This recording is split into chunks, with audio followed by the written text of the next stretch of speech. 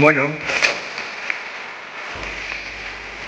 y así he llegado todo mojadito, pero he comprado lo que necesitaba. Entonces, les muestro. He comprado esta báscula porque a partir de ahora voy a pesar todo lo que me voy a comer. De cierto gramaje hacia abajo, pues no me lo comeré. Y luego he comprado esta licuadora portátil. Mira qué mona y rosa además. Entonces, nada, esto es muy importante.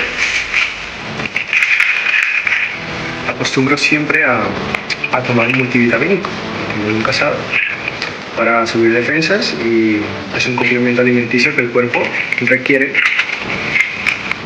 en ciertos métodos. Y fácilmente, ¿cuánto creéis que me he gastado en estas cosillas súper simples?